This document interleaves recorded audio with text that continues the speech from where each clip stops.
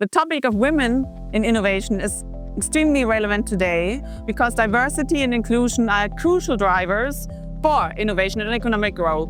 And especially in these uncertain times, we need different and diverse perspectives to quickly and efficiently solve the challenges like climate change, health crises, etc. And currently, actually, we're still not there yet. So currently, only 15% of the startups which are founded are only founded by women, and only 13% women work in the VC firms. So, and this actually will also result in only 2% of female-led startups getting funding from the VC firms and only 5% of mixed teams. The EIT communities supports the next generation of leaders through role models, showcasing innovative entrepreneurs, and also through networking events where you can really make new connections relevant for your future career steps, also are supporting your own startups, and also through training opportunities and the Global Outreach Program, so you can also foster your international partnership program.